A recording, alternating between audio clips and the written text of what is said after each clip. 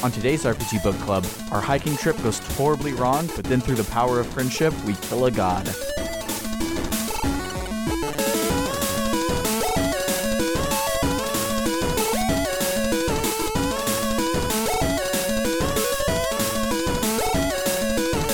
Welcome to the RPG Book Club, the podcast where we play a little chunk of a video game and talk about how it makes us feel. I am Elias Sailor Eli Warren. I am Sam Allman. I'm Michael Rodriguez. And I'm Michael Spiffle-Webben. And today we'll be playing Rogue Galaxy to the end of Chapter 3, The Star God's Altar. We get our story pop-up. Before we jump all the way in, how is everybody? I know that we've been low-key talking off air for like an hour now, but for everyone else, I'm great. How are you? I'm great. I mean, what I want the public to know is that I'm doing great. I'm drinking a lot of water, and I'm staying in the gym. Important. I haven't been in the gym in a year. Awesome. I'm proud of you. Oh, wow. Yeah. Good job. Cool. I'm doing fantastic. People who are on our Discord might know a few things, such as I got married on Saturday. What? Real nice. Congratulations! Wow! Congrats on your heteronormativity. You've reached like the pinnacle of the heteronormative standard in America. Next, you're gonna buy a house, own some land. I may be a straight, but I would never be a landowner. It actually is something that we talk about a lot. We're like, do we really want to do this? Like, it's so whatever. And the problem is, the problem with societal norms and traditions is that even if they're stupid and you know they're stupid, you still kind of want to do them anyway because that's the point of being alive 26 years in society. Totally. And having values ingrained into you. Having been indoctrinated with all this. I still want to get married, even though it's been something that's not been accessible by gay people for a long time. Right. So I kind of feel like I'm participating in a flawed system, especially when I technically legally I'm still considered female.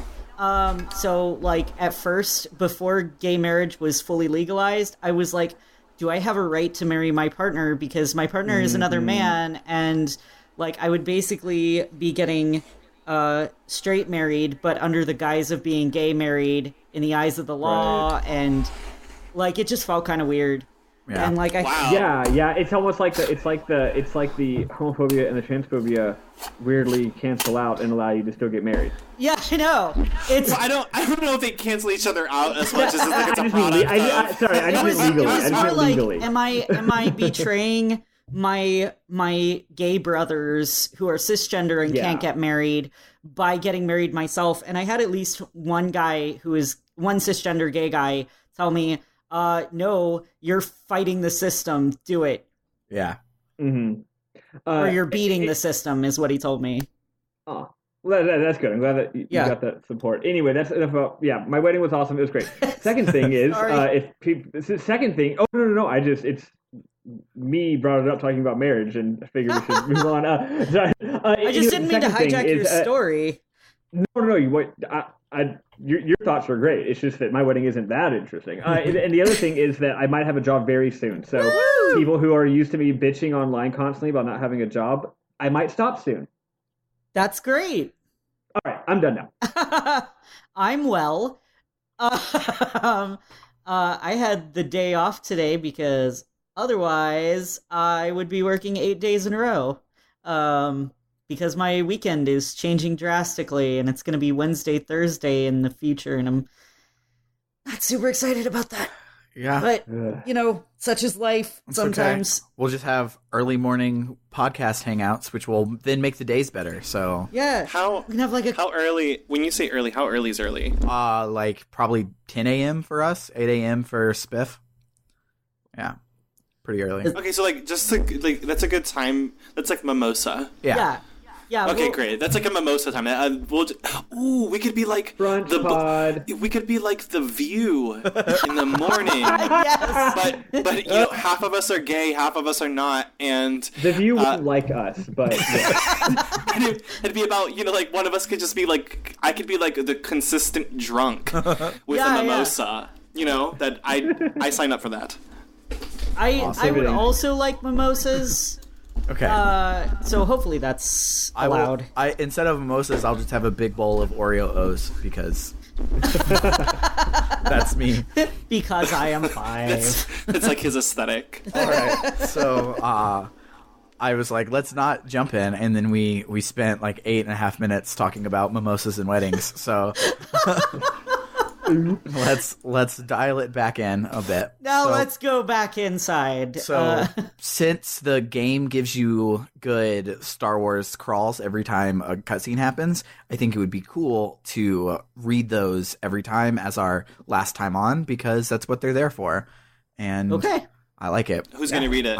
I will, just because I have y'all and the Discord really seem to like my previously on voice or whatever. Yeah. So, I'm not really that good at doing that. I agree. Yeah, I can't do that voice. Lemon face, lion face. Lemon face, lion face. The starry-eyed Jaster, who'd always dreamed of breaking away from Rosa to travel through space, decides to follow the path of a space pirate. His transport is the Dorgenark, a top-class pirate cruiser. What kind of future awaits him amid this endless sea of stars? Still mistaken by his crewmates for the legendary bounty hunter Desert Claw, Jaster sets out on an adventure as vast and limitless as the depths of space itself. AKA hallways. Hallways. I want to say at this point of the story, I still, maybe it's the alcohol, but I still didn't know what I was doing. Even through it, I was like, okay, so well, you know what? I'm going to wait till we tell a little bit more of the story. So go ahead. Okay. So, just to spoil it a little, I think the game starts happening at the end of next episode, because that might be the case. You get to Coruscant, and the titles of the next two chapters, to spoil those, are The Great Escape and The Galaxy's Most Genius Hacker. So it sounds like you show up to Coruscant like, man, we're awesome and we're space pirates, right? And they're like, space piracy is illegal, you're all going to jail. And I feel yeah. And with some stuff that we'll get to at the end, you meet people that seem villainy. So I think the game is starting next episode, and this is all just like your hiking trip that goes horribly wrong. I'm bullshit. Yeah, I'm excited because it sounds like we're gonna meet Radical Edward. I don't. That's a Cowboy Bebop reference. Okay, so. I was like, that's ringing a bell. What is that? Yeah, I know what that is. I got it. It's on the tip of my tongue. Yeah, I forgot that was technically what they call him. On the last episode, we end on a ship. Yes, and when we end on that ship, the first thing that you see is a napping purple cat. No, but you're looking off my notes, which is not quite right. My notes are done weird. I can't remember the purple cat's name, so instead of the name, me too. I wrote purple cat in giant letters. Do you remember the name of the purple cat? No, but the voice actor's so good for that cat. Yeah, it's like Misha or something, but it's not Misha. Who's that really famous actor with the terrible, terrible voice? Gilbert Gottfried? Yeah, it's like real Gilbert Gottfried hours, except less of, frankly, I know his name is Mansha. That's what it is. I actually do hate Gilbert Gottfried, but I do like this cat. Yeah. Mansha is the first mate of the Dorgenark and the second in command after Dorgengoa. So the person who's napping is Dorgengoa, the captain. We don't get to meet him, but Simon, because you ask, who's that girl that saved me? And Simon's like, you trying to bone Kisalo, right? It's like, no, I just asked her name, but okay. I'm just wondering. Yeah, like the main character's like, I literally would have died. Who is she? I just wanted to say thanks. Jesus Christ! Like, what is happening? Projection, right? Quick little pin. Do you guys love the story last time music as much as I do? Because I think that is an incredible piece of music.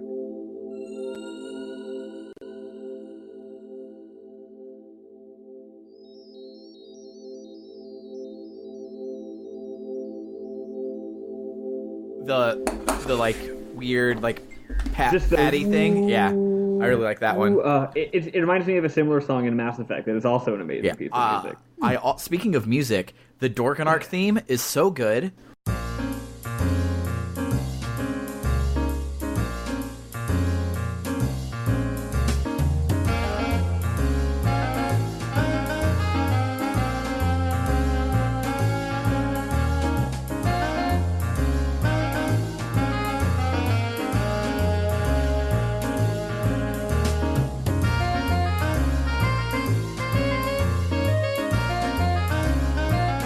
And it kills.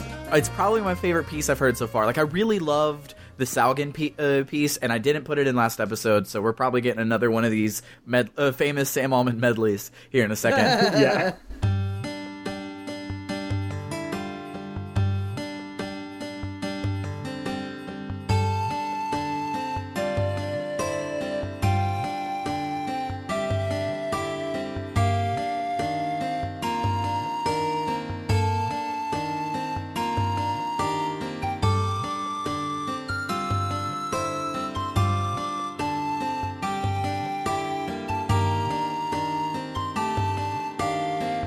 But the Salgan piece was like such a good first town piece, like probably one of my favorites in JRPG because like this game felt like at first it was going to have like cliche JRPG spacey music, and some of it is like I extremely hate the Jungle Planet music. At first I was like, this is good, and then I realized that like all instruments but one play the same 4 notes. Yeah. For the 10 hours I was on this planet. Ken and I spent a lot of time, during our Let's Play going do do do do do do do do do do. Yeah. Do do do do do.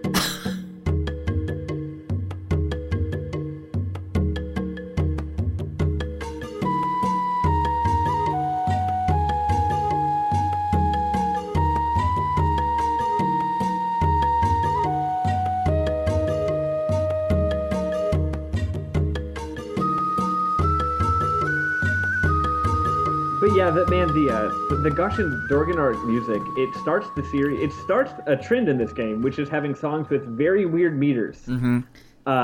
It owns them. Yeah. So here's another thing about doing Let's Plays is I'm spending a lot of time talking. So the only music I remember from it at this point is that jungle music. I'm so sorry. I literally cannot think of any other piece of music that was in it, but I think it's because I just had to listen to the jungle music so much. Yeah.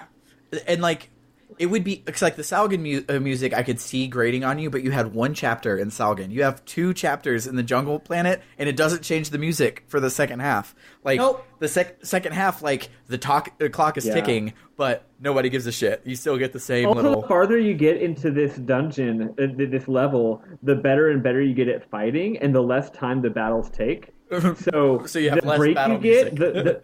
the battle music, which is a break from the jungle music, eventually it's like 3 seconds of battle music, and it's like back to the forest. All right. Boy, I miss this 10-second loop. Oh yeah. So back on the Dorgenark, we've officially gotten 3 seconds into this playthrough.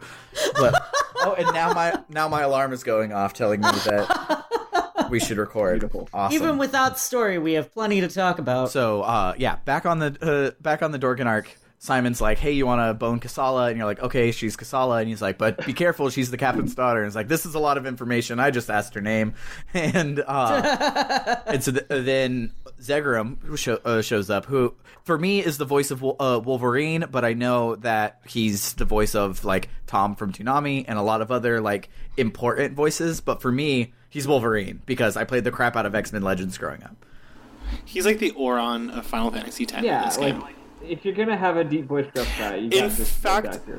Isn't this the same voice actor of Titus's father, of Jecht? You know what? It might be. I would look that up. I feel like it is. Never played Final Fantasy X. We have a lot to talk about. Yeah. Well, I found out it's on PS4 along with 10-2 for like $20, so I love that game, and every voice actor except for the 2 main characters is great. It's true. Including Jet. Yeah. But moving on. The Dorian Goa. Yeah. Let's have a podcast about everything except Rogue Galaxy, guys. Yep. Just for like a visual, we are on the second line of our notes. So Zegrin walks up, and he's the old guy in your JRPG party. Like, there's always an old guy, and Zegrim is the old guy. He walks up, and he's like, I only work by myself. I'm only here because it pays well, and I don't like you. And you're like, okay, I just want to go to space. Cool. No, he's the old guy by JRPG standards. He's probably like 35. Yeah, he's like probably in my age group. Yeah. So anyway, you talk to Steve, who, if y'all recall, is C-3PO. Yeah. And you're like, what is our actual goal? And he's just like, I don't feel like telling you. Yeah.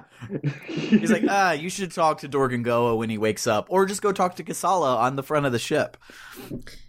And then he opens the door so you can go talk to Kasala on the front of the ship. Yes. And I'm like, I love these sorts of JRPG quests. I'm glad that this is the main way of telling stories that they have decided to do, where I just talk to a person and then they let me talk to another person. Yeah. It's so Instead engaging. of leading me around, telling me where I need to go and what I need to do. And which is nice because I was being sarcastic, by the way. Yeah, I thought maybe you were, but I kind of do like it. Yeah, I don't mind them. It's just it feels very arbitrary when it's like it's just a conversation and not like a story reason to talk to Steve and a story reason to talk to Kasala. Yeah, it's just like all of the doors are locked. I'm going to unlock the one door that lets you do something else. The quests that you get in WoW that are like, go tell so and so this. You go talk to that NPC and they're like, okay, now go back and tell that person who told you to tell me the thing,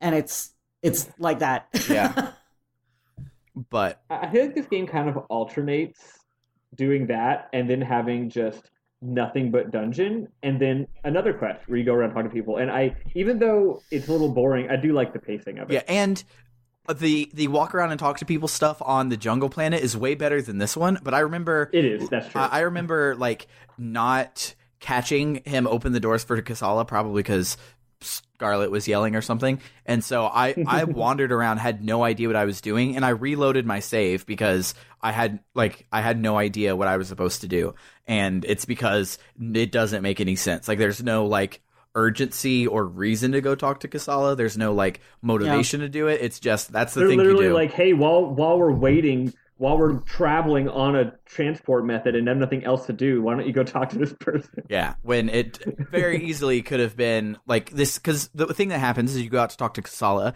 and you are attacked. This very easily could have been a scene where you go, instead of you walking on and you meet Zegrim just standing around a save point, you get shown to your bunk and you share a room with Zegrim, and y'all have a little like tiff there, and you try to go to sleep, and you wake up in the middle of the night and the ship is getting attacked, and you go outside and you fight the things, and then you have your small conversation with Kasala for the next 20 hours that you're sitting there just walking with her on this jungle planet. So, it's like it's like frustrating because it's super easy, and it's kind of like come on, like the cutscene where you're woken up in the middle of the night is also a JRPG trope. Like, it's not like I'm asking you to be original. I just which this game certainly has not been thus far. Yeah, which is like fun and fine. Like, when I'm doing it, I'm like, oh yeah, this is the time where like I get to destroy the religion of an undeveloped planet. Like, this is Star Ocean 1, 2, 3, 4, and also 5. It's 3 Dragon Quest, 1 Final Fantasy. Yeah, Final Fantasy 14, Final Fantasy 10. Yeah. Oh, I would play 14. Yeah. 2 Final Fantasies then. but yeah. So I also want to say, go ahead. Sorry, just about Kasala real quick. Not liking her so much because so far her personality seems to be, I'm the girl. Yes, 100%. Yeah. Yes, she's girl. I like her a lot because I switched over and played as her for like 2 hours while I was grinding, just because it was fun, and she's so much fun to play. So really? she might be like my new main, except she doesn't have the super sword ability that you get I don't know if you guys got it, but I at least got it during She this probably playthrough. will soon. But- Other people can learn it. Yeah, so it was super duper awesome. It's like the DDR move. I don't know if you guys have gotten that at all. If not, Yeah, I got it for him and also for Zegram. Actually. oh nice. I don't have Zegrams. I just have Jasters. But anywho, so you go out to talk to Kisala, and she says, "Hey Jester, you don't look like your Desert Claw. I think you're a fake." And Faker. I think you're the faker around here. yeah. Is what I thought. And so you look out at the nebula together, and she's like, "The stars really call me." And Jasper's like, "You like space too? Oh my god, I love space." Space. Space. And then Also, the Kasala hits on you. Like the first thing she says to you is like, Yeah. "You have beautiful eyes." Yeah. which like I get, like he has like weird colored eyes, and it'll probably come up like, "Oh, there's a secret race of people that have cheek hair and silver eyes or whatever," and you're gonna be like, I'll "Oh." make a note that you called that if it becomes relevant later. Yeah. You're the one who called it. And so, because Yeah. like the fact that he had that wasn't a tattoo and he had it when he was a baby, I'm like, okay, cool. He's like a genome from Final Fantasy IX or some shit. Like I've had it out for him since that original cutscene. But her calling attention to it, I feel, is something similar to that. But you look up to see a shooting star, except it's space manta rays and they're attacking the ship. And you fight them and you win. And if you don't win, you game over. So hopefully you all won. And I'm just like, no, I game over and it told me to stop playing, so I did. I thought that was the end of the game. Just That's like it. so. Avant-garde. So in Disgaea, if you die in a boss fight in any single one of the episodes, it's a running thing in the series that you get a different ending to the game. Where like, oh well, he actually died. I guess he wasn't the chosen one, and Whoa. you do stuff like that. And so like technically, the only way to get all of the endings is to die each episode. And I can do that. I would love for somebody to be like, oh, you like I thought I was supposed to win on this boss, but I died and it rolled the credits, so I guess I beat Disgaea. It was such a short game. Like I was barely level 4, but okay. All right. But so when you beat the manta rays, the damage to the ship is super extensive. It's also super expensive, but Yeah, that comes up later. the ship goes down and lands on the jungle planet Juraika. When everyone comes to, Steve is like, "Oh, the ship can be repaired, but the engine will take a while." And Simon's like, "Because we're out of booster oil." And everyone's like, "Oh no, what will we do? We're in the middle of nowhere." And Zegram's like, "The oil's made from a fruit on this planet. Didn't you guys know? This is super convenient." Yeah, this is the most convenient place we could have crash landed. And it's not like the literal robot would have known that or anything. Yeah, and it's not like he could have like accessed the internet and like Google Maps where to buy fire fruit. I'm pretty sure Ken and I made that joke, which is unfortunately lost to the ages of time because the footage is gone forever. Yeah, it was pretty disappointing. Zegram reminds me of just a more vocal, sassy male Lulu from Final Fantasy X. You know what? Yeah, that is really the dynamic. That's what he is for me. Totally. Boy, I need to play Final Fantasy X. Yeah, me too.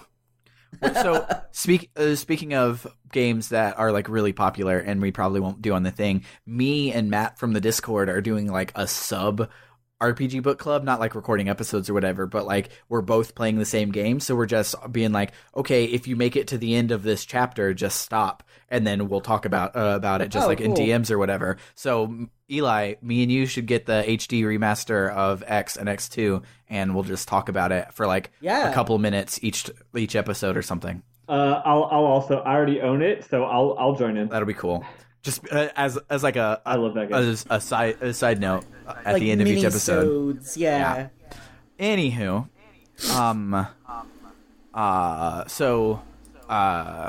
Zegram's like, we need to go get the fire fruit, so Kasala and Zegram join the party, and it doesn't let you pick Steve and Simon, and I'm like, okay, I'm not going to enjoy this chapter, because Steve and Simon are, like, my favorite, and their banter, like, has already made the game for me.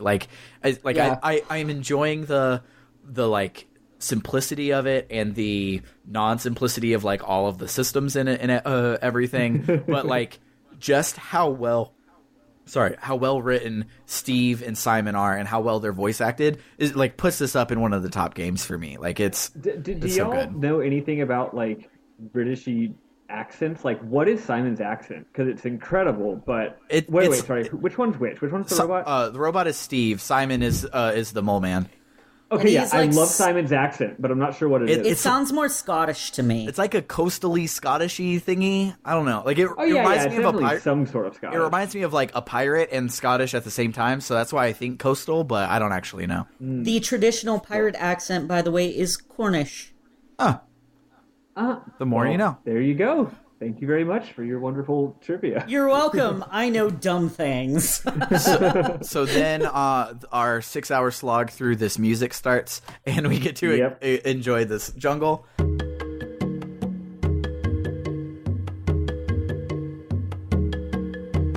And you get to the place with the fire fruit, but there's no fruit. But it's like the first clearing you come to, and Zegram's like, "Are you dumb? Let's go farther in and find more fire fruit." Like they're like, wow, I guess there's no fruit. There's no fruit on this entire planet. The first place we looked was out. We run into some Burkakwa, which are the native tribe of the area, and they're all very territorial. They throw spears at us, and Zegram says the spears were poisoned. And this is the last time the Burkakwa seem like they don't like us. And I'm like, that would have been interesting. Like, because like the like around the next corner, you see a Burkakwan, and he's like walking around. I'm like, oh, is this going to be like a fight where like I don't want to actually kill him or something? And it's an NPC, and you talk to him, and he's just like, hey, what's up? Things are crazy around here today. You guys want to know what I kept having to call the Burkakwa? What? I kept calling him Bukaki. That's gross. That's gross. I want out. Yep. Well, that's been it for RPG Book Club today. But look, we made similarly childish jokes about everything. Sexually related things. Yeah, everything, pretty much. I mean, we made it through a Shin Megami Tensei game. Like, it happened. Somehow we managed to get through a Shin Megami Tensei game without saying Bukaki. I mean, but, true. So Jaster's like, oh, these people that just attacked us, we should be their friends, and then we can steal their stuff, because that's what you do for friends, and maybe we can get their fire fruit. He actually says, like, trade for it and stuff, but whatever. He basically is like, let's go exploit them for their resources. So, like proper colonists. Space colonialism. Yeah. Mm-hmm. So it doesn't stop being a thing. So it lets you explore the jungle, and I did the number one thing I always do in games when it gives you a waypoint and branching paths. I take the opposite one from the waypoint. Yep. And I love, and I'm bringing this up because this is some of the level of like cute but dumb writing that this game has. So I explored the wrong direction. I found this giant tiki head blocking my path, and Zergum's like, wow, no human could lift this. And Kasala's like, then we just need to find someone who's superhuman. Ha ha ha. So funny. So we make it to find this house, and this weird looking, like, looks like a gnome from World of Warcraft guy comes out and says like, oh, it's been a while since I've seen someone, and he's like, I'm such a tech guru, and everyone in my tribe is a dumbass. I'm going to fix this planet so it's not until it's better than Zerard, which is the planet we were calling Coruscant earlier because it's Coruscant. And so then he gives us some gloves, gives us a power glove. It's so bad. And he's like, this will give you superhuman strength. And I'm like, all right, okay. That's cute. He's like, we need to find someone with superhuman strength. And then it's like, these gloves will give you superhuman strength. And I'm like, okay, well, now I know where to go. Thank you, video game. Yeah. He tells us to avoid the houses along the river. There is no river and no houses, so... Yeah, that was weird. So, I was looking for those. I have no idea where they were at. I'm so glad I'm not the only one who was like, well, there's nothing. Yeah, so unless he's talking about, like, Sherio down the line and stuff, like, I could see that if he's like, man, I don't like those other tech guys, even though we should... I do think they all hate each other. He's like, even though, like, it would make sense for them to join together and make, like, a little techno state off in the corner of the jungle, but whatever. Like, they can just be hermits and hate each other. It's fine.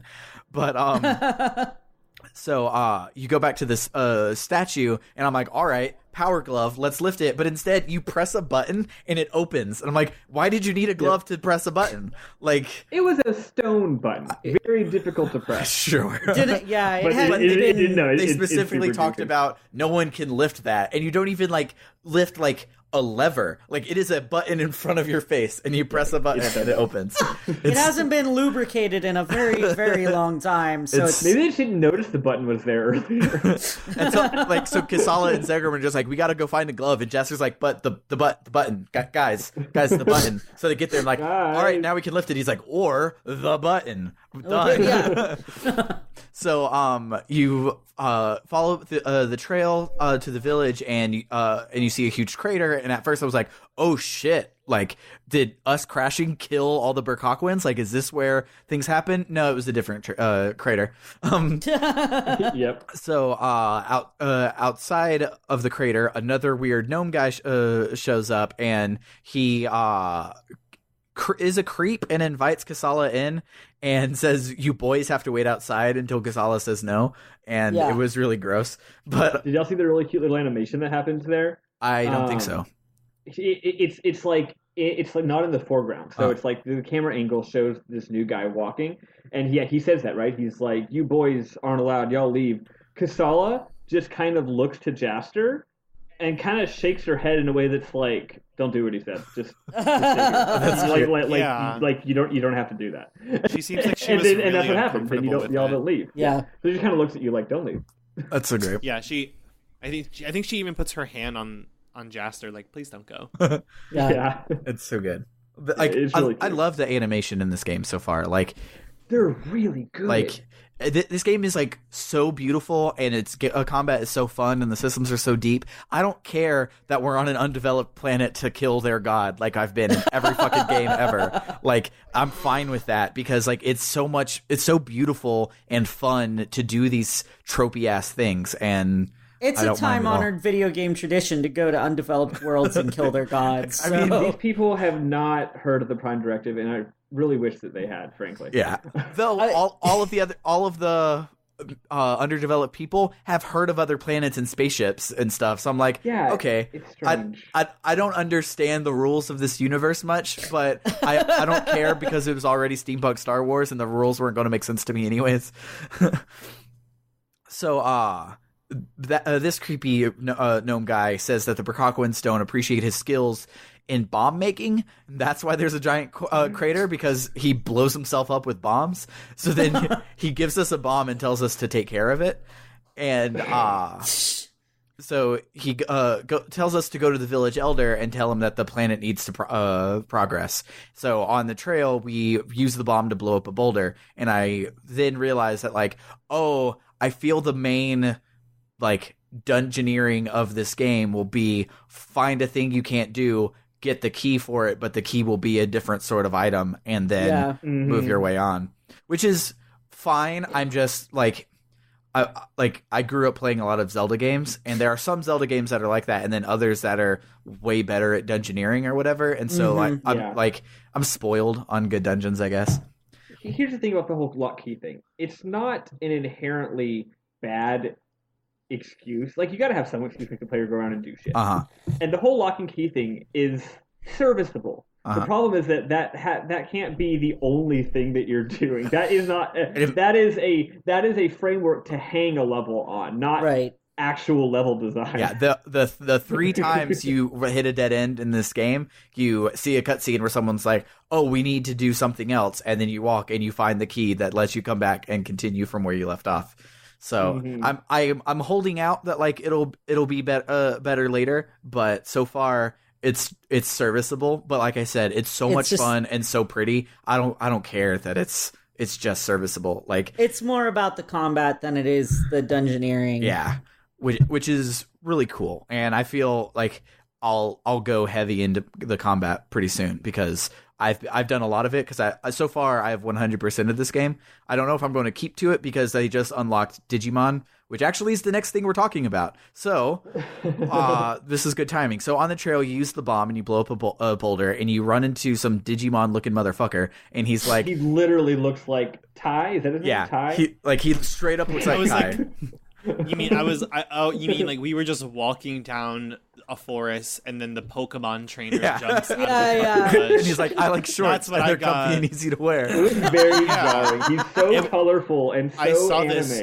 I was like, what is happening right now? Like, I thought this was an RPG, but anyway. Yeah, so he comes out and is like, I want you to collect Pokemon, but I call them Insectrons. And it's like, he talks about like there's a tournament and you have to have 6 of them on your team. And the whole thing is like, oh, this is going to be Pokemon. And then he gives you a trap, and then he gives you another thing where you train them, and like it's the Digimon farm is what it is. It's in every Digimon game where you store all of your Digimon off on a farm and they level up. Like that's how you level up your Insectrons. And I'm like, oh, this is a literal. Like, the reason this kid came out looking like a Digimon trainer is because he's a Digimon trainer. They like, just literally put Digimon into this game. They really did. What I want is for the bugs to turn into tiny little robots, because them being called Insectatrons really sounds like they're from Transformers. Yeah. I want there now to be like a tiny bug-sized Transformers series. Well, with what we've seen so far, all of the animals are robots, so... That's true. Maybe. I just think that someone on the development team knew that Sam was going to be playing this game one day. They're like, Sam waited 12 years for this game. Let's patch this in. They're like, bring back all of the copies of the game. We have to put this in. So you finally get to the village, but they won't let you in. And they're like, you can't come in, and you can't go to the spring, especially not today. So your waypoint updates for the spring. So, which of course I'd already been there, and there was nothing happening there. And I was like, I guess there's something important later. Yeah. The one thing that happens there, because I skipped earlier when I fought my first mimic, but the important thing that happens at the spring when you go there, if you go there early, there are 2 treasure chests on these little islands in the middle of the spring, and you go to one and it gives you some bullshit. It's some helpful item. I don't remember what it is, but the other one is a mimic, and the mimics are my favorite thing about this section. Spoilers for the end when we talk about our favorite things. But my favorite thing about it is you start off and they're really hard. And oh my god, they're so hard. I used like 145 heal potions. Like, also, just as a side note, your money should be going to like potions and like resurrects. There are no healer. It's not. Yeah, there's no healer characters in this entire game. Like it's not nice. Like Kisala is the JRPG girl, but she's a rogue. Is her like underlying class. So so like there are no healers. Jaster's rogue. LOL. Okay. We're in a galaxy of rogues, you guys. It's like everyone's a rogue. That's why it's the Rogue Galaxy. Like a Mario Galaxy level. Yeah. So so you want to pour all of your money into healing items, though not. Like, don't max out on healing items, because the most annoying thing happens at the end of a fight if you get an item that you're maxed on, where suddenly none of your controller works, and you're like, what's happening? And then it goes to the pause menu, and then it selects the items menu, and then it goes to the end of the items menu and shows that you have too many potions, and is like, you have to do something or you can't leave the screen. And it's like... it's like a 10-second ordeal where you should have, because I died on my first mimic. I went to my closest shop and I bought 50 potions, and then for the next like 20 minutes I had to do this after like every fight that gives you a potion. So like keep around like 30 to 40 of your healing items. Don't max them out to 50. But good advice. So the mimics being my favorite is because they started off so hard and they end so easy, because you just you level up so much on this thing, because it's the level's long, but it's a lot of like traveling long and not a lot of like dungeoneering or cutscenes or stuff. So like we're skipping over like we probably skipped over like 2 hours of stuff already, because it's just walking from place to place. But like while you're doing that, you're getting stronger and stronger. And so like I used to like when I started, I was like really annoyed and scared to like hit any chest. But then by the end, I was just like, I don't even care if this is a mimic. I want I want this hunter coin or whatever. And I would, the mimic would show up and it would be like 3 combos and he'd be down, and it made me feel really awesome. You know what I like about the hunter coins? I haven't even gotten to the point in the game where you use them yet, but I already am obsessed with collecting them. Absolutely. I'm like, I need them. I don't even know what they're for yet, but I need them so much. And every time I get one, I feel so pleased with myself. Yeah, so the main way that you get the hunter coins is from challenges, which is a random battle comes up, and instead of saying warning, it says challenge, and then gives you rules. And most of them are like, beat it in 20 seconds, or like beat it without taking damage, or use a special move, or whatever, like normal sort of things. But then some of them are like, beat it within 45 seconds and only use Jaster. I was like, I can't control my party right now. Like, how do you even remove people from your party? Can you even do that? So you can actually control the party. There's an additional menu, and I can't remember exactly how to get to it, but it's like the Persona Tactics menu. You when you press triangle, it'll bring up your battle menu, and then you literally hit L1 and R1 to shift between the people. Yeah. And then you exit out of it, and that's it. Well, but then I do that, one, but the then tactics menu, everyone else keeps attacking. So, but like if there's a tactics menu, I guess you go in and tell them to not do anything. Do I have to undo that in my next battle when I get curb stomped, or does it automatically change? I have no idea. I haven't tried it yet. Let's all try it next time. I just saw that it was a thing by accident at one point. Okay. I was like, oh, neat. That's cool.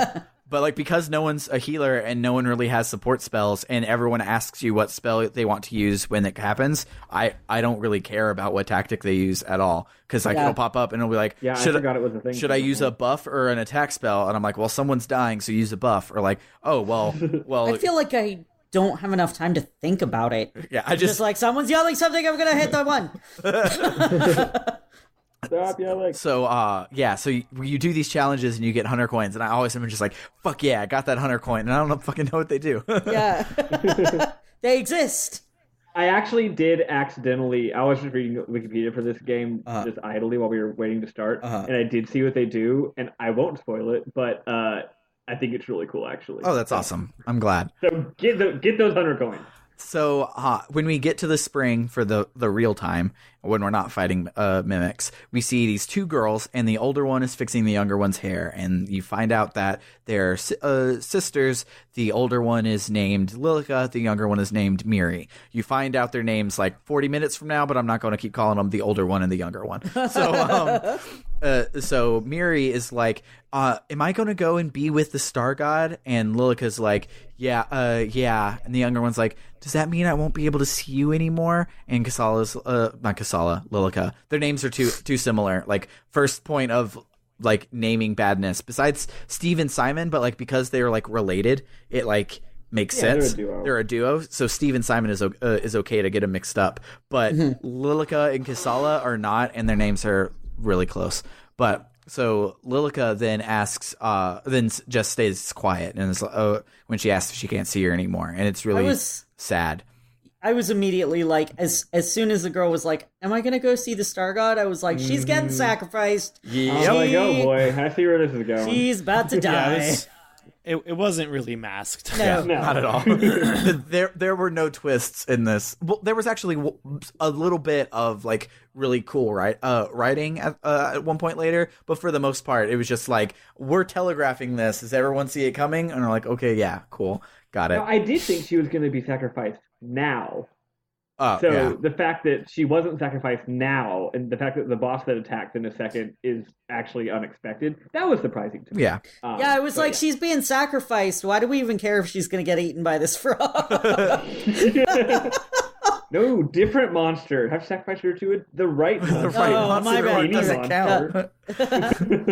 So Zegger makes a dirty joke. I don't remember what it was, but he's like, hey, Jaster, which of those 2 is your type? Oh, and I'm yeah. like, one that's not 10. fucking 12. Jesus.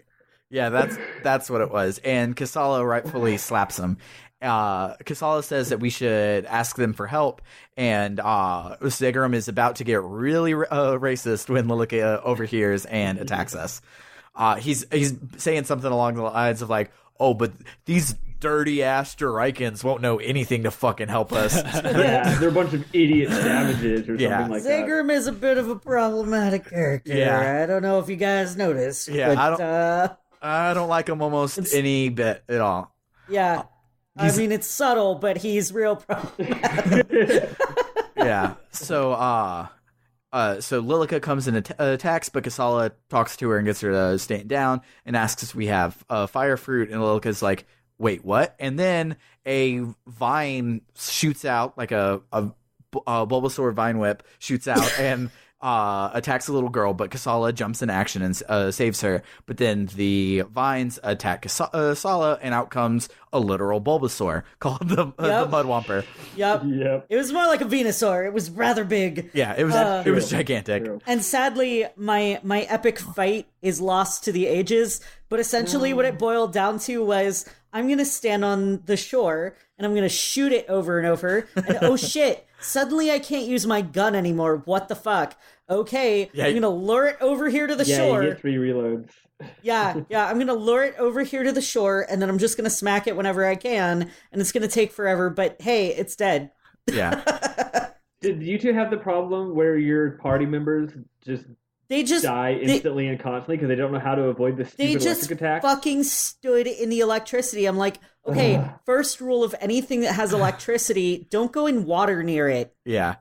I had a lot of people that were really dumb. I also ran out of bullets, but what I did is I would jump and use his Sora like air combos and just I would see him telegraph the lightning. I would jump up and just keep hitting him until the lightning went away. I ran out of potions and resurrect. I tried that, but it didn't work. I guess I figured it wasn't possible to stay up in the air long enough to avoid it. It's but not. I just didn't do it right. Completely possible.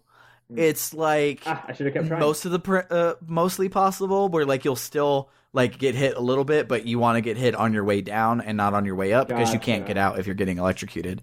But so you kill the boss, and Lilica is a badass and like jumps, and Lara Croft shoots an arrow into the boss's weak point.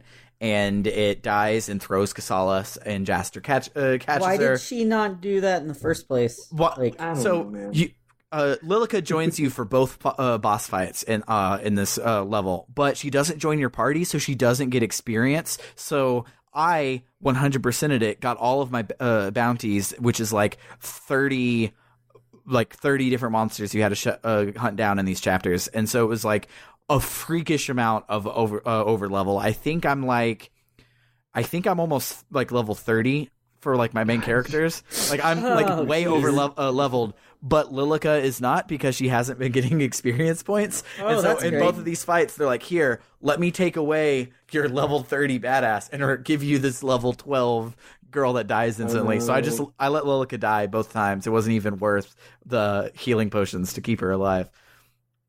But so she jumps and looks really awesome. So then she finally says their names and says that Miri is blind from a monster attack that happened long ago. And Lilica then is like, oh, but you want to get into the town? I'll tell the guards to let you in, which she doesn't fucking do. Mm-hmm. So yeah, I was wondering, that never happens. Like we just show up. No, hold on. If you talk, it happens off screen because y'all might. So there's a guard, the guard that's at the gate. You can optionally talk to that NPC, and the guard says, "Hey, she said to let you in." Okay, but what actually happens? But it is off screen. If you don't do it on screen, so I'm skipping over Toady a little bit. I'll come back just so we can talk about him. But so you make your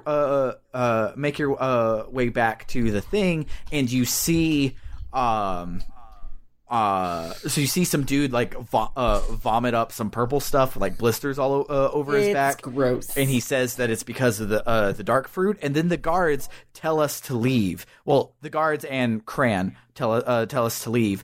But then you can walk in. You don't have to talk to, like, if Cran would have been like, you guys leave, and then the guard was like, oh no, Lilica vouched for you, that would be something. But instead they're like, you guys leave, and then it's like, welcome to chapter 3, walk on in, guys. And it was dumb.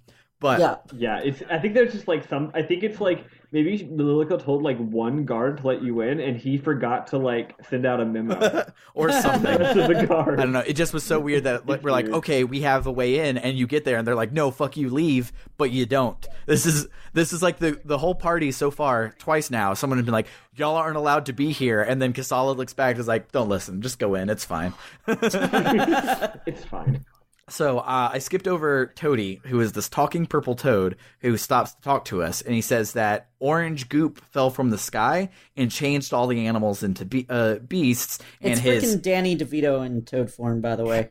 Kind of, yeah. Oh my god, it is. Yes, I knew the reason why I liked him so much. And so he says that his buddy went crazy and got huge, aka the Mudwomper we just killed. And you're like, oh, I'm sorry. And he's like, nah, it's whatever. And so he's like, can I come with you? I have power to help you. And then he eats our swords, and a better sword comes out. It's really disgusting. It's so gross. That's the crafting system, is you feed your swords to a frog, and he barfs up a better sword. Just so y'all know, overly unnecessarily elaborate narrative justification for weird plot mechanics like that, or for weird game mechanics, is totally level 5 thing. Yeah. All of their games are like, oh, instead of making an alchemy... Dragon actually has an alchemy pot. But still, instead of being like, let's have an alchemy pot, it's like, let's have this toad that has an entire scene where he explains his personality and why he does this thing. Yeah. Totally... It's a thing that they do, and it's so weird and so funny, and I like it. And this is twice that they did it, where like Digimon Kid comes up and is like, "Hey, don't you want to catch some Digimon?" Instead of like an NPC on the ship, could have just been like, "Oh, hey, Insectron is a thing, kind of like Tetramaster and Final Fantasy or whatever." It's like there's a thing, everybody knows about it, but it's not this huge like cutscene that stops you on your adventure to talk about this side quest thing. But So Toady fuses our items, which is definitely weird. So back at when we make it to chapter 3, at the chief's house, they're discussing some calamity, and they're running out of time and will have to turn to the Star God. And they already have a sacrifice ready, but the chief is hesitant about using a sacrifice to the Star God. They mention the dark fruit again, which is obviously the calamity that we're talking about, and they say that it's increasing.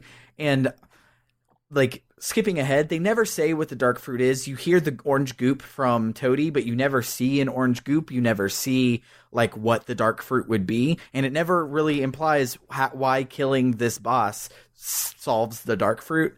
I don't know. I don't get it at all. Really? I think that there's an explanation that is not well explained, and once we get to the boss, I'll tell you what I think. Okay. So, so they mentioned the dark fruit, that it's increasing, and then Cran, the guy from the gate, says that there's another solution besides the sacrifice, and someone's like, "You're just trying to bone Miri, dude." And he's like, "No, sacrifices are fake and your religion is bullshit." I'm like, okay. Here's where this happens. I was on an underdeveloped planet. I was wondering when we would tell them that God was fake. So it cuts to us eavesdropping outside, and Lilica catches us snooping, and she's like, "Hey guys, y'all don't be snooping on our shit. This doesn't concern you," and then ignores us and walks in. And like that's a recurring thing where it's like, you guys don't need to be here, but the fact that you're here is not enough to make me actually kick you out. Yeah, they're not gonna call the cops or anything. So she brings Miri in, says that her purification is complete, which I guess is what they call braiding hair on her planet, and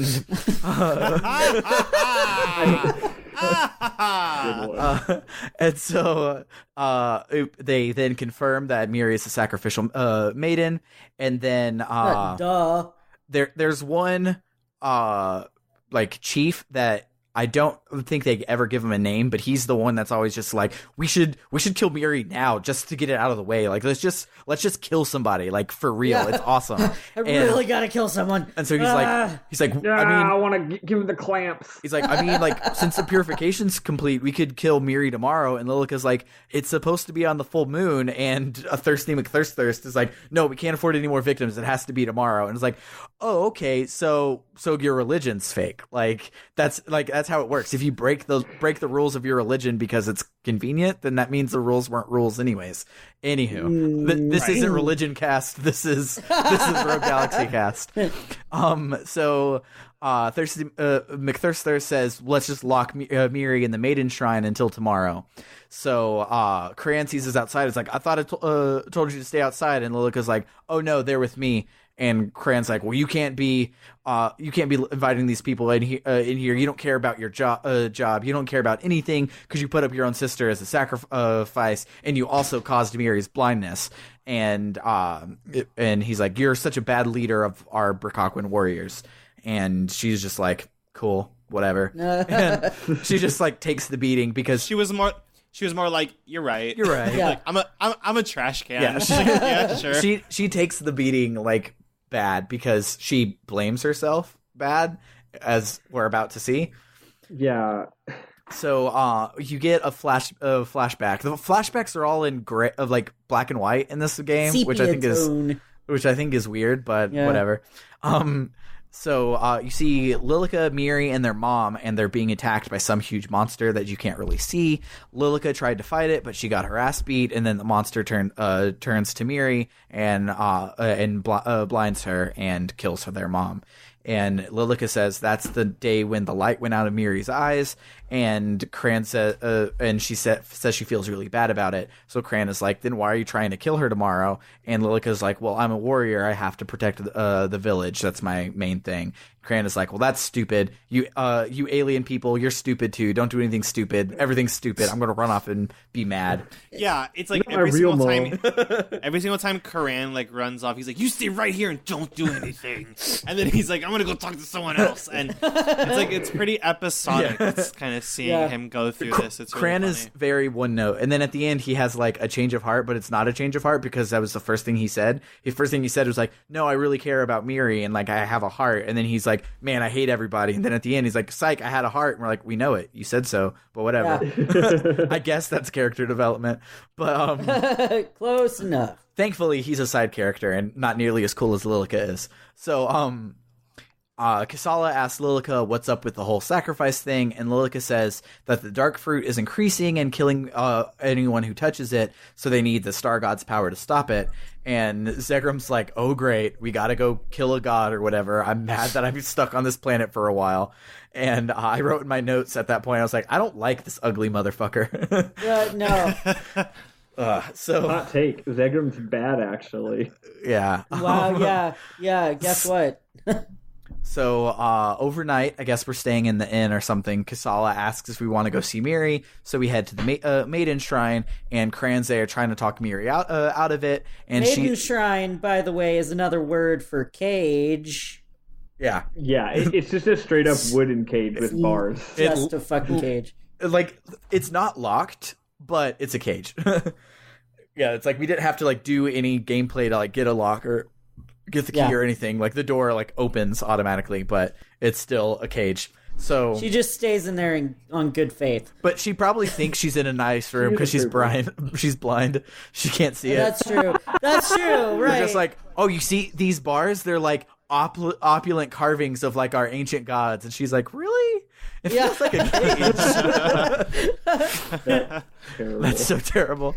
Dumb blind kid doesn't know it's a fucking cage. But like Thirsty McThirst would definitely be that sort of guy to do it. Yeah. So Miri's like, no, it's fine as long as I get to help everybody. And Cran's like, it's fake. It's not going to help anybody. All it's going to help is you're going to die. Fake news.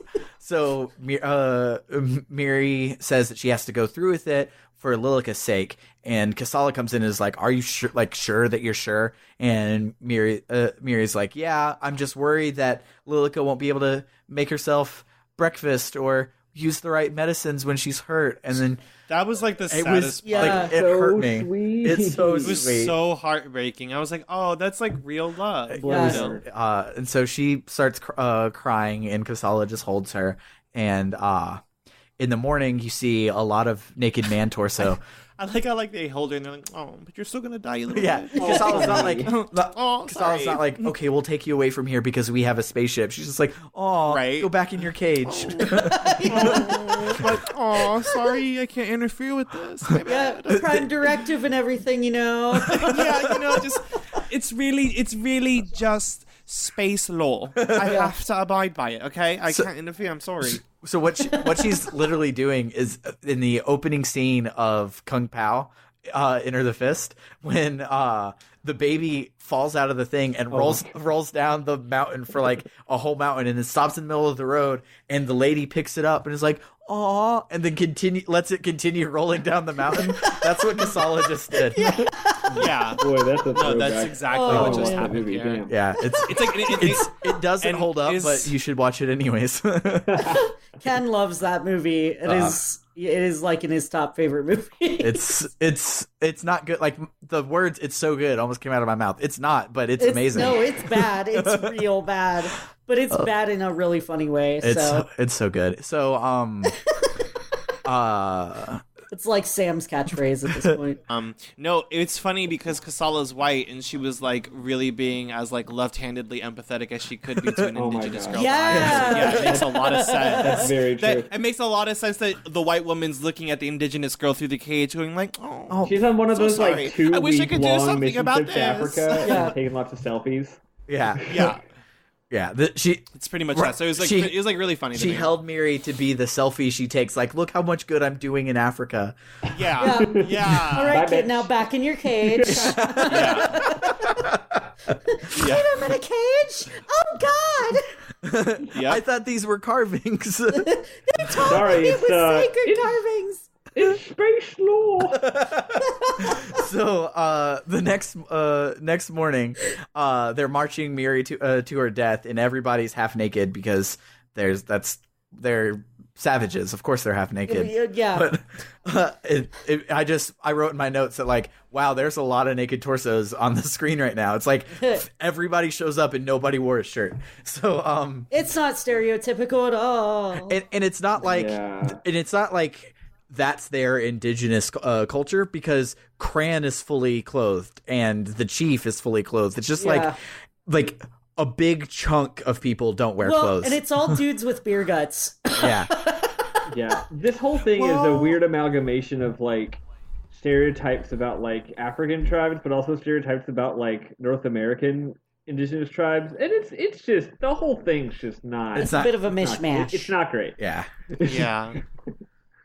I mean, it's funny because so she's getting taken to be sacrificed, and the older sister, I forgot what's her name. Lilica. Again. No, Lilica. Lilica's like, don't come after us, and that's exactly what we do. Yep. Even Zergram's like, it's not our place to butt in. I'm like, yeah, but now I have a waypoint, so I guess I have to. The game says I have to go this way. This means what this means. Game mechanics trump your decisions and your feelings and ideals. So we find another weirdo outcast guy who demands that we give him a present before we're let in. This is because you don't have to meet him right here. I just did because I explored. And so if you try to go in, you might meet him. If you might meet him, he demands a present, so you find to do something else. So you come across a downed spaceship, which Zegram says is a Zerardian cruiser that says Datron on the side, but Datron ships are supposed to be high quality and they never crash. And that is definitely conspiracy. That definitely smells like something we'll be doing next episode when we go to the Datron Corporation on Zerard. But Jaster, not ominous at all. Jaster finds a free shot on the ground. He's like, wow, this is like worth a lot of money, but it doesn't work, but the battery still has charge. So Zegram is like, oh hey, you remember that gnomish dude earlier? He said he wanted a gift. Let's go give it to him. What did any of you not talk to Sherio first? No, I found Sherio as well. I found Sherio first. Gotcha. Because I just wanted to know like why it would tell you to like why your waypoint would show up somewhere else if you hadn't talked to him. But yeah, I don't know. We all explore, so we all found him first. So So we head back to Sherio's, and Sherio, like right when you show up, he throws Cran out and is like, it's too late to ask for help. You'd be safe if you had machines. And so then Cran leaves butthurt, and Sherio sees our free shot, and he's like, ooh, I want to fix it. So the Jaster, who's a normie, is like he's like, what's like free shot, like does it like make things cold or whatever? And Zegram's like, well, Goodwoods could even freeze a waterfall. If there's a waterfall in our way, we probably could climb it. Oh no, you know what, Ken and I did find the waterfall first. I let's played this. I should have watched my own let's play before recording this. Yeah, we did find the waterfall first. I'm like, all right, we gotta go back. And like we got lost for a while, I think. Yeah. Yeah, for me, I was like, oh, I guess there's going to be a waterfall. Yeah. That's how I was too. Like, I think I'd gotten to the waterfall, but like didn't realize that there was a path on the other side of the waterfall. I just was like, oh, this is a cool set piece or whatever. But so your waypoint then updates to go to the waterfall, and Sherio's fixes it and says, you better use this shot for good and not for evil.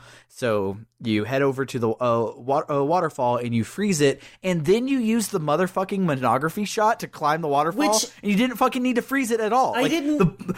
The fucking platforms that your monography shot makes are floating like 4 feet away from the waterfall. The waterfall was not involved in this part at all. It was the dumbest key for this dumbest lock that you ended up not even needing. Well, it said something about like having spiked boots or something to climb up. Like, you don't have the right footwear. And I didn't know to use monography shot because I was like, they wouldn't do that. You know, you just froze the waterfall. You're supposed to fucking climb it. And so I go off and I spent a whole bunch of time trying to find something that would let me climb it. I tried using the boots that frickin' that Kasala had. Yeah. Because they have spikes on them, yeah. Right. So I was like, well, these will work, but those are Kasala's boots. And I finally had to look up a walkthrough, and it was like, use a monography shot. I'm like, that is not intuitive. Not at all. No, it's not. Yeah. So like I somehow did it, like have to look it up or anything. I was just like, what? Like I still can't climb it after freezing it. It didn't freeze into like conveniently stair-shaped waterfalls or anything. And then it was like, oh, you need a foothold. And I'm like, is this going to be the fucking monography shot? Like I was like hoping it wouldn't work and there would be something else I would have to do, but no, the monography shot works. Yeah, and you climb in front of the waterfall that, like, I guess you didn't want to get wet, and that's the reason why you needed to freeze it. I don't know. It was so dumb. I was so mad. I raged in the Discord when I got to that part. Well, I'm glad I was like not the only one that thought I was like if you make the game halfway, which you shouldn't have to, but you know, if you're going to, because I always like to like not giving the game credit, just like, you know, I might as well for a thought experiment. You could be like, oh, the monography shot has to be shot on a solid surface, right? And the fact that it's like a foot. Okay.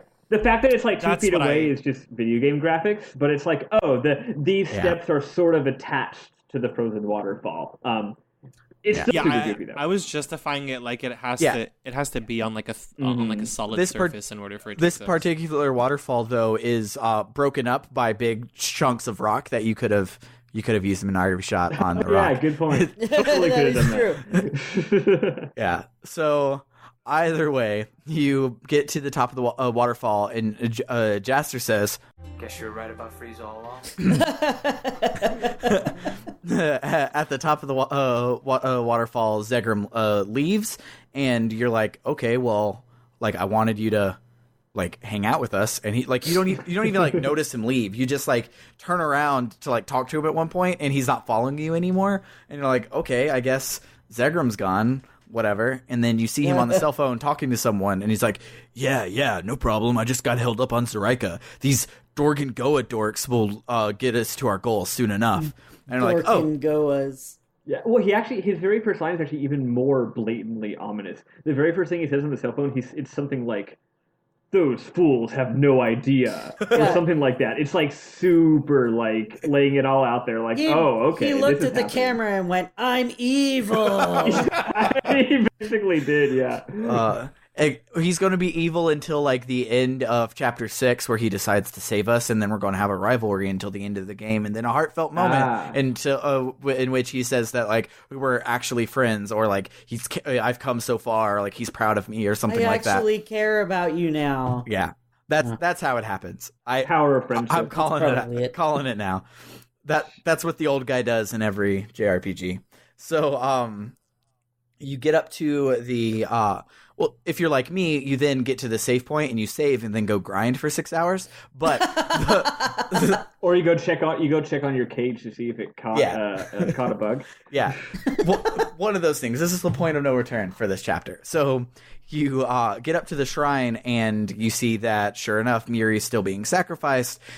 We try and talk Lilica out of it, but then the Star God shows up, and Lilica recognizes it as the beast that killed their mom. And plot twist. And it doesn't look like a Star God as much as she recognizes its voice after having already seen it. Yeah, it doesn't look so much like a Star God as a spider with a really fucked up face. So it's cool as hell. So what it actually is those the ads that it summons. It's a big writhing ball of those ads. That's why like your sword doesn't do anything, because it's just gross. Like it's just like worms, and they just like scatter when you try to hit it.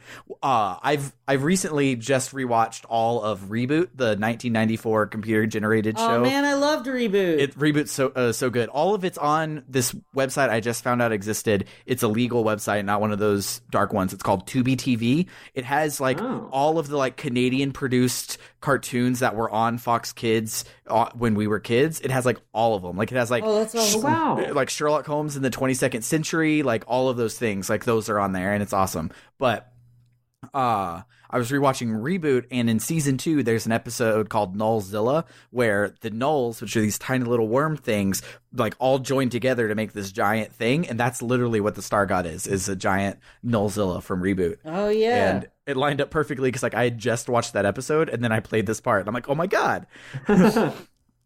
But by the way, Reboot holds up so well. Like season 1 is a little rough, but it has the D&D episode, so therefore it's automatically the best season. But like the second half of season 2 to the end of season 4 is just like the best fucking kids TV that's ever been made. But I digress. So Lilica decides to kill it instead of letting Miri die. So you get into a fight with it, and you realize that your sword doesn't do any damage. So you can do a couple of things.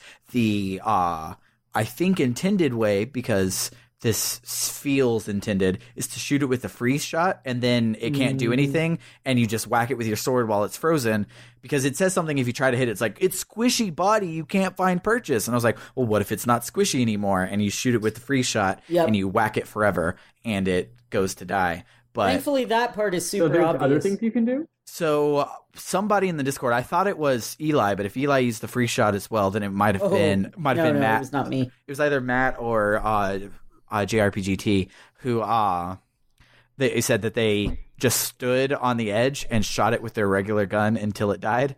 And I was like, I guess the regular gun damages it. I was like, I didn't remember it damaging it, but apparently it did. I thought I tried that and it didn't work. I thought so too, but he said he didn't use the free shot and it eventually went down. So, I mean, whatever. Right.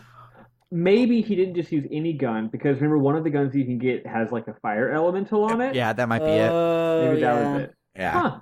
But yeah, so you take the thing that's like annoying about this, and when I was telling people who were like, oh, I need to catch up, I was like, it's fine, just run away from the mobs and get to the bosses, because the bosses are trivially easy, because when you use the free shot on this boss, it no longer moves, it no longer deals damage, and it just lets you whack on it for like a minute, and it stays frozen for exactly as long as it takes the free shot to reload. So the moment it starts like blinking that it's about to start moving again, your free shot comes up, and you can just shoot it one more time, and then you hit it. For me, it took way longer to reload. I had to like run around for like 15 seconds. It was like almost exact for me. It wasn't like maybe higher level reload faster. I don't know, but it was super duper easy, and I was like, okay, that's pretty great. Yeah, but it might be because I struggled with the fight. I don't know why. I was like, the ads overran me, and I had trouble like tab targeting to it. Yeah,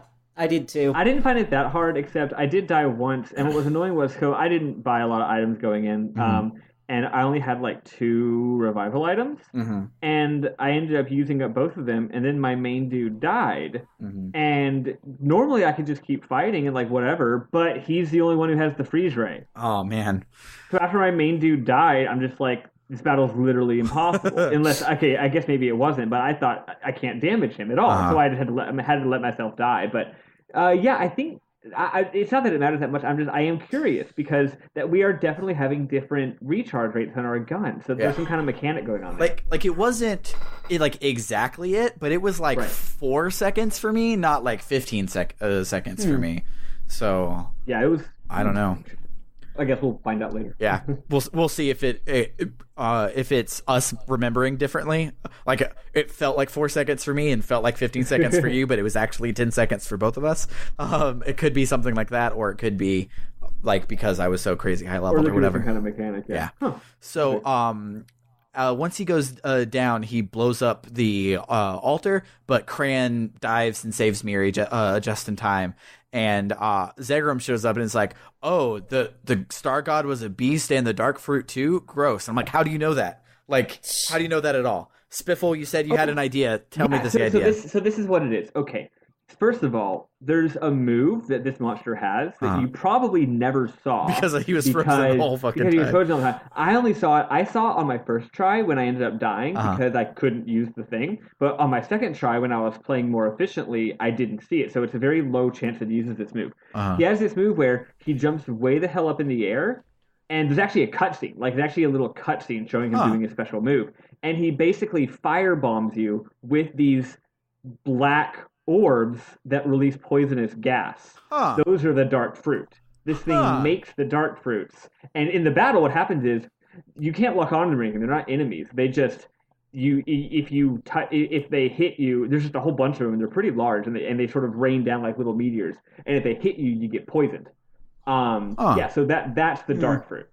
Yeah, never saw that. So, like, programming Thank you, Michael, for sucking at this game. Programming in a required one probably would have been nice, but yeah. So yeah, he's like, oh, so they're the dark fruit. So I still don't know what the orange goop from the sky is. Then if that's just unrelated, I don't know. Yeah, maybe it'll come up later. But it like at the time it felt like dark fruit, but maybe it'll be something else. We'll figure out. Convenient thing to explain why this frog could talk. Well, maybe later planets will also have orange fruit. Maybe it's more of a bigger picture plot than the dark fruit is. Yeah, but anywho, so back at the village, Lilica is banished for her blasphemy against the Star God, aka killing the Star God, and and then Cran is promoted to the head of the warriors in her place, and Kasala's like, hey, Zegrum, where were you? He's like, I was doing what we came here to do, and I got us some booster oil from the fire fruit in the area. Remember before you were like went on this crusade? And she's like, oh yeah, I forgot that was a thing. So then when we're almost back to the ship, Lilica asks if she can come with us, and we're like, yeah, absolutely. Then as we're flying off back in the village, the chief is like, maybe it's our time to progress. Lilica, go forth and learn everything so you can come back and teach us. Like, but she was banished, and you're old. So if you die, no one will know that it's not a real banishment. So good luck with that, I guess. So then back on the Dorgenark, which I guess we're done with the jungle planet now. We're not done with the chapter yet, but we're done with the jungle planet. Did anybody have anything else you wanted to say about the jungle planet before we move on? I'm so glad to be away from that music.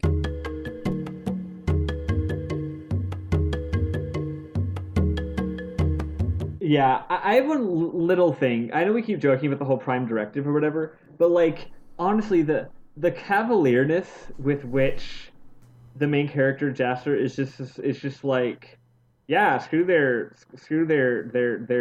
beliefs. We're gonna go and say the person because. Well, no, it's not even Jaster. It's what's her name? Kasala. She keeps being like, we have to do something. We have to do something. And like, it rubbed me the wrong way, because it's not that you can't tell a story about that kind of thing. Like, yes, the interplay of like different cultures having different religious beliefs and what is a crime against humanity and what is not, being culturally relative. Yeah, that's an interesting topic, but it didn't seem like the game was just like so uncritically being like, yeah, we're gonna go stop the bad thing. Like, we're doing this trope. Like, tropes are okay, but it was doing the trope without any, like, completely uncritically. It was looking at it as a black and white matter. Yeah, and it's odd. It's just, I don't know, the whole thing was, as a, like, obviously you were like, yeah, sacrificing people is bad, but it's just like they don't even have a single conversation. You know what I mean? Like, even if two characters had argued for a second about whether or not it's morally okay, that would have made it so much better. Yeah. But yeah, it's just funny. It's funny we keep referencing Final Fantasy X, because speaking of a game that deals with religion and culture in an extremely nuanced manner. So anyway, the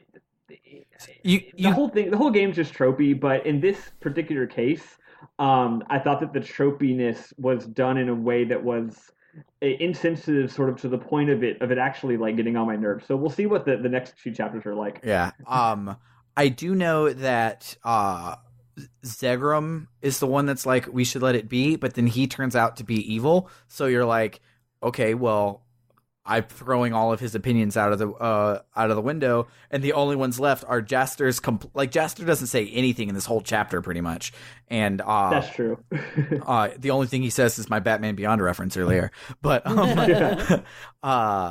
Kisala is the main one talking, and like, we love Kisala. She saved us. She's so spunky, and she's like obviously gonna be the prize for Jaster's heteronormativity at the end, and and so like we like her, and she's the one that's just like, I've never even seen Star Trek. I don't know what you mean by Prime Directive. I don't even know what that is. Yeah, and it's like her whole mantra of, we have to do something. We have to do something. That just reminds me of like what every like Democrat warhawk says, because they really, really, really want us to do regime change in Syria.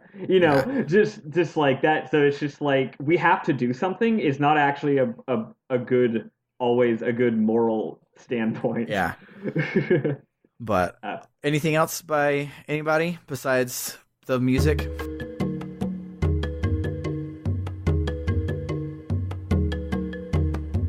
Because we can bring it up one more time. The town music was really nice. I did like the town music a lot.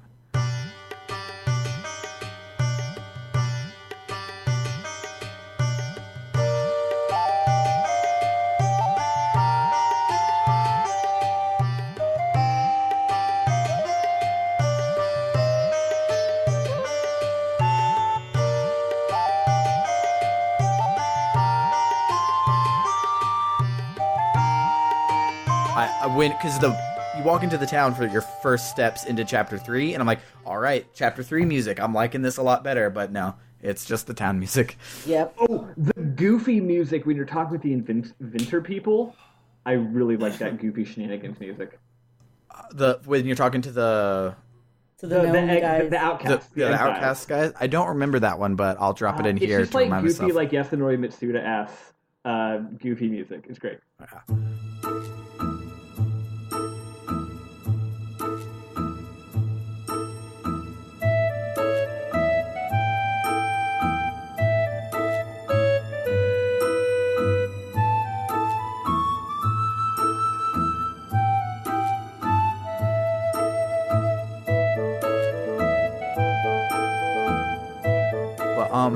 Yeah. So we get on the Dorgenark, and Mansha, not Purple Cat, Mansha says we're going to Zerard to renew our visa so that we can travel to other planets. Ours has been expired for a while, so that's why they had to hide in the desert back in Chapter 1 instead of at the spaceport. So we take off and head to Zerard. Because that's what pirates love doing, right? Is renewing their visa, the laws. Right? So, we then get a cutscene where we see someone named Norma talking to the back of a dude's head about some tablets, and that they're working on the second one. They just have to pay some 200 million Zen to get it.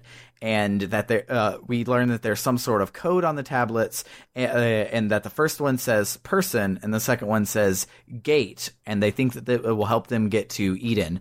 Norma says that the guy that she's talking to will be a galactic emperor, and he has an evil laugh. And then my PS4 goes, "Ba-blick," and that's the end of chapter 3. Maniacal laugh. So, since we already talked about everyone's like favorite parts, it's usually what I ask right here. I don't think I did last week because everyone's favorite part was the fact that it was a tutorial. But oh yeah, my favorite. So instead of favorite parts, let's place some bets on what happens in this game based off our first glimpse at our obvious main villain and what we've had so far, and the fact that we know we've already played this game before in different pieces throughout the history of the Star Ocean franchise. So Sam, you already had a really good prediction, which is that there's something up with Jaster, like he's secretly his birthmark, his eyes, he's secretly some special whatever. I think that's a really interesting prediction. Yeah, I think that he's probably from Eden, because that was name dropped. So Eden will be the really awesome planet that everyone only thinks is like El Dorado type thing, and Jaster will be from there, and that's why he has no parents. And that's treasure planet. Yeah, definitely. And so I think that I don't know what to think about Galactic Emperor guy yet because all I've seen is the back of his head. But I think Zegram works for him.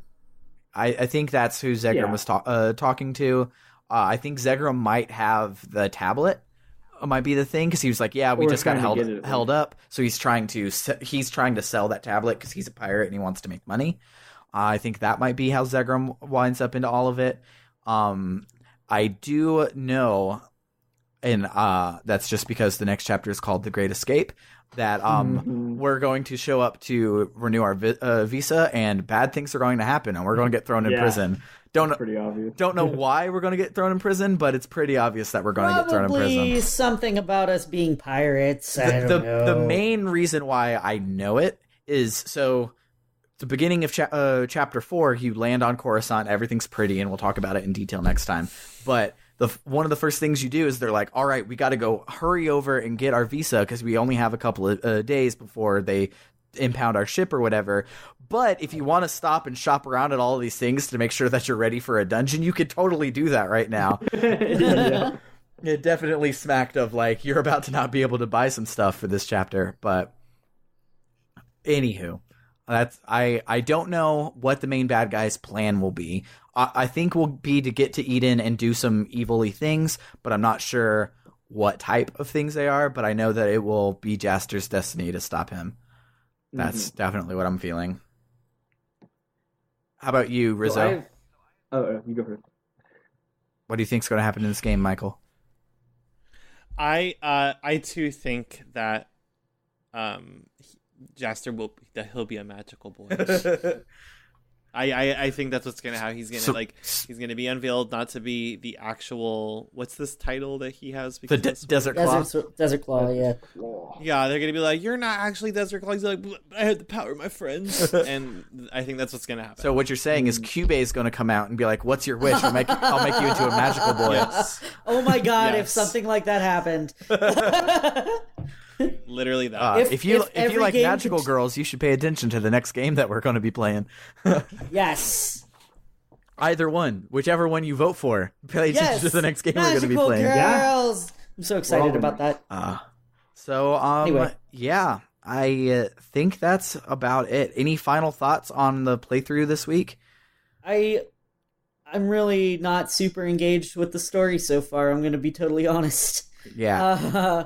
The fact that we realize like there is something happening about 6. I think the average time would be about 6 hours into the game right now if you spend about 2 hours on each chapter. So about 6.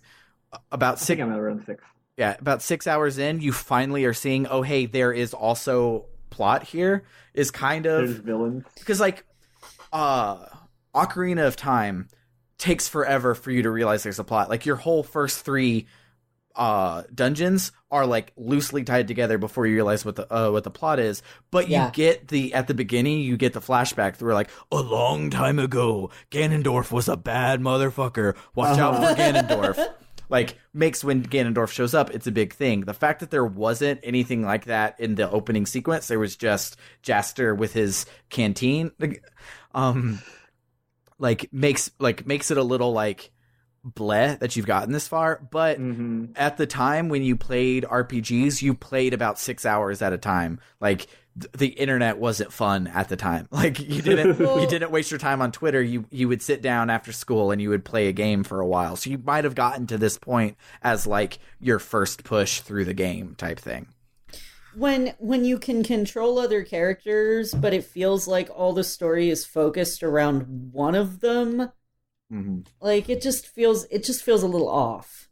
I want more information about Kisala and about Zagrum and that sort of thing. I mean, it helps that we got this information about Lilica, but it still feels like it's Jaster's story. Yeah. The game is doing this thing that a lot of games do, especially art that is in more niche genres does this a lot. I feel like, which is it just assumes that you care. Yeah. Like it just assumes that I am a 13-year-old kid who loves JRPGs with all of my heart, and this is one. Therefore, I'm invested. And it's like it just feels like there's all this stuff where it's like you're acting under the assumption that I already care, but you haven't made me care, and it's weird. I will say that everybody that I talked to that we were playing this game that had heard of this game, which is not a lot. It only sold 1 million copies, remember? But all of the people said that, oh my god, that game's amazing. I'm so glad you're playing it. And I don't know how much of that is this was an RPG on the PS2 and therefore all of them were good, because that's like the people in my age group, like that was the time when like I remember distinctly really loving the Samurai Jack video game for the PS2, and like it's a Cartoon Network TV show tie-in video game. I doubt it's actually good, but like, so I'm like, I don't know how much of it is that, or how much of it is like this plot that's about to take off in these next couple episodes is not tropey, and they just use tropes to get you to a place where you would be ready to do this. Like, not sure. Or the game just continues to get even more and more and more just absurdly fun to play. Yeah, which could. Like, so far, it's so much fun to play. Like, the reason I'm 100%ing it is not because I'm a completionist, because I typically am not in a video game, but, like, I really just love fighting dudes in this game. Like, it's so simple, it's so mindless, but it's fun, and I don't mind it at all. So, hopefully, that trend continues. And so far, the boss fights have not disappointed. Like, the Mud Womper was a little just like hit it and don't die, but like the freezing the other one and the monography shot and stuff, like the boss fights are fun. They look really cool. The bosses look cool. The random ads are fun. All of the people and like animations and stuff are all really nice. So I'm excited to see where it goes. Like, I feel it could like be one of the, because like I'm listening to Square Roots' playthrough of Persona 3. And a lot of them are talking about how like boring and the story is tropey and doesn't make any sense and is sort of by the numbers it was like up for like the first 4 episodes. And like I think back and I remember, oh yeah, it was very just like, oh here's a guy with a bad haircut, I bet he's evil, Zegrum. And Zegrum has Ikutsuki's haircut. Like it, yeah, he does. We knew it, but it's the evil haircut. So like it was super tropey, and then the ending is nothing like anything in any other game ever. And so I wonder if we're experiencing that right now, where we're barely we're not even a full fourth through the game yet. There's 13 chapters. We've only done 3. We're not even that far into it. So maybe the late game stuff is super awesome. Like I feel that might be happening to us because I see it happening to Square Roots in the when I'm catching up with theirs. So also, we've been on nothing but backwater ass planets. We're on Coruscant now. We're gonna get actual world building, presumably. And not like singular planet building. We're gonna get like universe, galaxy building. So I'm excited to see where it goes. Yeah, me too. All right. All right, Eli. Give us the name of the next chapters again for hype. Oh, yeah. So the next chapter is called The Great Escape, and the galaxy after is called The Galaxy's Most Genius Hacker. And I think that will be the shark guy from the cover. That's what I feel. The shark-faced guy, I think, will be the hacker. He looks hackery to me. You know what? You're right. That's totally it. Yeah. So, yeah. Play us out, Eli. All right, that about does it for the week. If you like what you hear and you want to help us cover hosting costs and game costs, you can find us on Patreon at patreon.com/rpgbookclub. We also have merch. Woo! We have shirts. I remembered to put this in the notes this time. We've had merch since like episode 6 of Persona 3, and I got my shirt in at the end of the month. Yeah, it's been a while. Yeah. We have shirts, we have beach towels, phone cases, and other dumb things with our logo on it. Yeah. So yeah, definitely check that out. That URL can be found at bit.ly/RPG merch. I guess that's pronounced bit.ly. Yeah. But, because its actual URL was super long, but it lets me use a custom URL for it. The Discord doesn't let me make a bit.ly for it. You have to go through Discord to get your custom URL. So that's why our silly. Discord is just in the bottom. Doesn't have a fancy URL. It's just easier to link it in other places. Yeah. So yeah, speaking of which, if you want to talk to us, we have Twitter at RPG Book Club, an email at rpgbookclub@gmail.com. That's new, isn't it? No, we've had it, like, I had to make it to sign up for Twitter and everything. I just remember to put it in the bottom. Yeah. Okay, cool. Yeah. And our favorite, which is Discord, and there is a link in the description of this podcast. So join us next week when we'll play through Chapter 4, The Great Escape, and Chapter 5, The Galaxy's Most Genius Hacker. For RPG Book Club, I have been Elias, Sailor Eli Warren, and check out my Let's Plays on YouTube, because we are Let's Playing Rogue Galaxy, and at some point we'll record more Earthbound. It's just been kind of crazy lately with my schedule changing. Yeah. Which, I don't know if it will affect the day they come out, but we will start recording on Wednesdays instead of Mondays, but I also will not work Wednesdays, so I probably will still be able to edit it as soon as we get off, and it'll still go up Wednesdays, but there's a chance that the episodes will start coming out on Thursdays or something, but... Yeah.